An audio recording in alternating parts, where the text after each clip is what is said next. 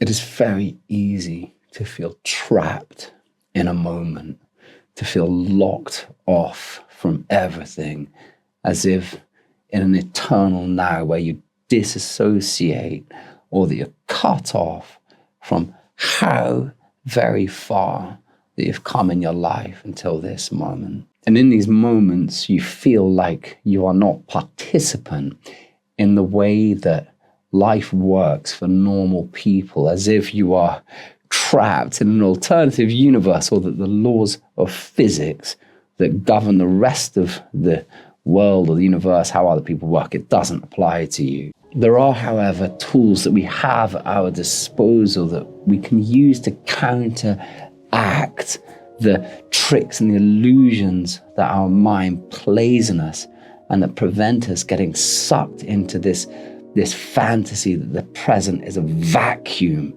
where nothing else exists, and that there's nothing that we can do, and that all we can do is be dominated by this mood that has sucked us in. So one of the things that interests me is that there are many things that we experience passively, and that when we're feeling particularly glum or in the doom, that we're unaware of. So for instance, the comparison traps of social media is one thing. The 24-hour negativity of the news cycle would be another thing. But also this time of year, around December, when so many of us are feeling the feeling that we haven't got as far as we would have liked this year. It can really lacerate us. Rather than thinking about how far we have actually come, we concentrate on all the stuff that we haven't done. And it can be very debilitating. And equally, you're at a point in the year when you're feeling rather tired, and yet whatever work you have, you're desperately trying to finish it, to cram it all into this moment. And this is a bad equation. It's a collision course, and the consequence of that, all that it can do is to get you into this vacuum, and you have to challenge that vacuum, but it does take effort. But the paradox with a black hole is that when you're being sucked into it, you don't feel like you have got the energy that you need to counteract it. So what can you do? Well, one of the things that's happening is that you're being overloaded with all of these signals, some of which you're aware of, many of which you're unaware of, might be about the world, also your past and the rest of it. And in this moment, the cumulative effect of that is it is robbing you of your agency. So you have to reclaim your sense of agency over this moment. So one of my favorite authors, Rainer Maria Rilke, said, "Let everything happen to you, beauty and terror. Just keep going. No feeling is final." So sometimes having this sense of agency is recognizing this feeling is not final, and that even though it's sucking you in, it's actually creating a distance while you are feeling it. And that means that you can allow yourself to feel it, because perhaps it does have a purpose. But by having that agency, knowing that there's an illusory quality because your energy might be down, or because of all this other passive stuff, you can create a sense of distance. And within that distance of disassociating from it, but not rejecting it, you regain your sense of agency. So the second point is to recognize the season that you're in. Now, this might refer to the calendar year, or it might mean the season that you're in emotionally or in your own life. And this is the point, is that at this point in the calendar year, so in December, you've got this collision between your low energy and the mountain of work. It's like, well, what the hell, damnation, are you going to feel other than this sense of tension between those things? It makes no sense that we've designed our society like that. Now, that's all right. Things will be as they will be. But if you recognize that it's okay to feel what you're feeling, it gives you tremendous power. And then you can work out what you're going to do, because maybe and probably the reason why you're feeling in that vacuum is that spiritually you're yearning the good things in life. We are ready for that. We work up until the day before Christmas, but actually You're ready for family, for friends, for glühwein, hot wine, smoking some rollies, doing whatever the hell it is that matters to you. And to just remember that this season needs to be recognized. Something that I do is that in January is often a month that I've struggled with in the past. And in recent years, I recognize, right, January is my warrior month. But if I'm going to go into warrior mode in January, and I really do, I need to give in December. That doesn't mean giving up. It just means bringing a different attitude to the feeling that I'm having and being sentient to it. So remember that your life is part of a broader pattern. You are within a broader pattern. And if this moment you happen to be feeling a dip, that might be the most natural thing in the world. Stop resisting it. It is entirely okay to feel what you feel. And as soon as you accept it, it does not have dominion over you, and it can no longer dominate you. So for God's sake, live now. What is your mind saying to you? Listen to it. What is your body saying? Feel it. So the third thought is how we battle a black hole.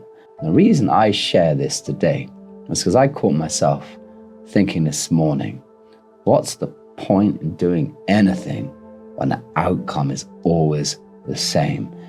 And this is I think, reflective of this very modern sense of stasis, this sense that nothing can change. But it struck me that this feeling of feeling landlocked in the moment, or of doing the same thing and fearing that you're always going to get the same results, a very, very modern phenomenon. We don't share it because we feel like that we are weak to feel that or to think that.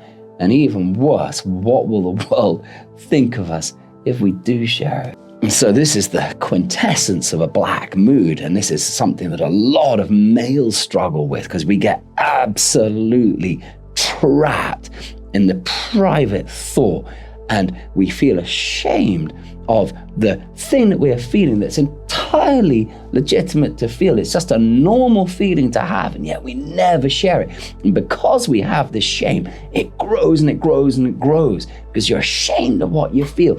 And of course, it's entirely absurd, because there is no strength without the capacity to be vulnerable, to express, to say. But we're sort of taught in this sort of modern world that we have to be this, have to be that. And as soon as you actually allow yourself to admit the feeling that you feel, or the thought that came through your mind, I often feel very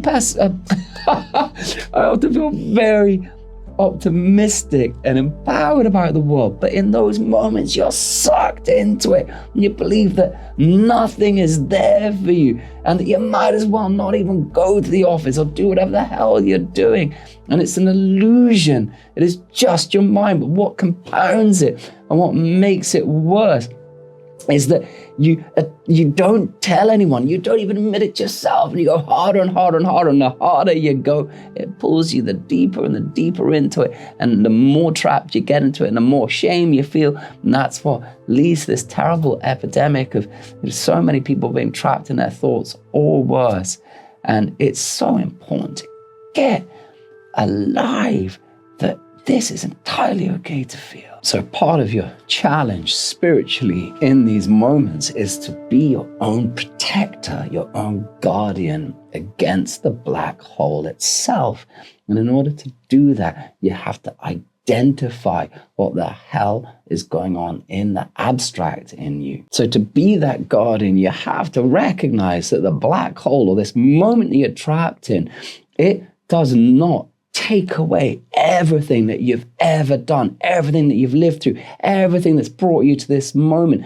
It does not deprive you of the fact that your future is unwritten. No matter how low and whatever feeling that you're feeling, your future is still unwritten. And most of all, it does not deprive you or disassociate or dispossess you of the power of choice in this moment, that agency that says, I can be I, and I can affect my life, and it is I that writes my destiny, that writes my book, that writes the next line, the next word, the next chapter, and the things that will change you and that will move you forward and that will uptick your life. And this is the fourth point, that things compound. There is a living nature to your past. And it's like, even if you feel at this point of the year that you haven't got to where you'd like to be, you still will have moved in some way. You still would have learned something, even if it be from the lost path, even if it be from the very many ways that life has challenged you, and even if it be that your life is not exactly where you want it to be. So if all of those things are true, you have to remember that there is a great power simply in the recognition of that itself. Okay, I'm not exactly where I want to be, but I am present and I am alive, and I can go somewhere, I can make a change, and that despite everything that's been, it is not going to be as it's been forever, but it does take faith, and it's having the faith that is how you express your courage, foolhardy as it might sometimes be. To be present right here, right now, and still know that you have somewhere to go. Even if you feel like you are starting from scratch, you still have your broken, accumulated wisdom. You still have those maverick skills from the dead ends that you've hit, and you still have the desperate courage that you've accrued to twist again, even though all the fates feel dead set against you. All of this stuff, that is what makes you, you. And I know that it can feel at times when you're faced with that black hole like it is the end of everything. No matter where you are, remember others have gone into much darker terrain where you've been. You have no idea the reserves that are in you. Viktor Frankl, who really did live in the end of everything, he said that everything can be taken from a man except one thing: the last of the human freedoms, the power to choose one's attitude in any given circumstances, to choose one's way. The fifth thing that I would counsel you to do is to remember the preciousness of this moment. All the world is motoring forward, and it does nothing but trip over itself. And there is great power in noticing life, in remembering the wonder of this moment, the preciousness of this moment. And you do that by being in the noticing itself. The antidote to this absurd, fast-forward nature of our society is awareness. Awareness is the antidote. But if you're going to be aware, you need to slow down. Why are you feeling the black hole? It's because the black hole is saying you are probably yearning to go forward, to motor, to do all the stuff that the grind bros say. And it's like everything is saying, notice your life, be aware, check in, listen to yourself, take the breath, renew the energy. These are the things that will lead to another point, but more significantly, that are telling you to be within this moment. Its preciousness. Is this where life is happening? So the sixth point is that you have no idea what is ahead for you. It is not fixed. It is not written. It is not going to be as it was. The one conceit that our minds has over us is this absurdity that when we're stuck in this moment, that it's going to last forever. The only thing you will ever guarantee is that it will change. So be alive to that change. There's good stuff out there for you. You have no idea what is ahead for you. You know, it is not an inevitability that you have to give in to the cynicism that pervades our society or to the world weariness that comes with age. There are other paths available to you. The question is, are you going to choose those, and do you have the courage to? You know, all the millions of small actions that you've taken in your life have led to this moment. You are packed with the invisible. You're an expression of the invisible. Hell, you're only existent because of the millions of chance and coincidence and the vagaries of fate that have led to you being in this moment. The question is, are you going to recognize that you're packed with the invisible? Are you going to recognize that you're expressive of the deepest damn miracle, the only miracle, the wonder that is life amongst this infinitude of space? So reattaching with your sense of agency, battling this black hole, is about recognizing that all of the millions of steps you've taken in your life are still within you. Even if they haven't emerged and expressed as you wanted them to yet, they are still in you. That energy that you put into your life, you are packed with the invisible. It's unbelievably powerful. So what if you just keep going? But it's not just going forward with this willpower and this willy-nilly determination. Sometimes it's about taking the route that the society doesn't tell you. So maybe this Christmas time, apart from giving yourself that time to be with your family, your loved ones, and what about instead of criticizing yourself for all the things that you haven't done this year, what about being grateful for everything that you did that led you to this point? What about taking agency? What about fulfilling the promise of all of those small efforts that you've made one after the other throughout your life? All of this thing leads to something, it leads to somewhere.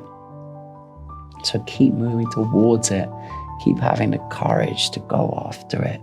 Keep having the awareness to make space when you need it. And remember, sometimes the black hole is not coming to consume you, but maybe giving you the opportunity to chuck in some of the limiting beliefs or the things that are holding you back or the paranoias or the fears. And instead you chuck all that stuff in and then you say, right, as Herman Hesse said, you've got the million pieces of life's game in your pocket. What are you going to do with them?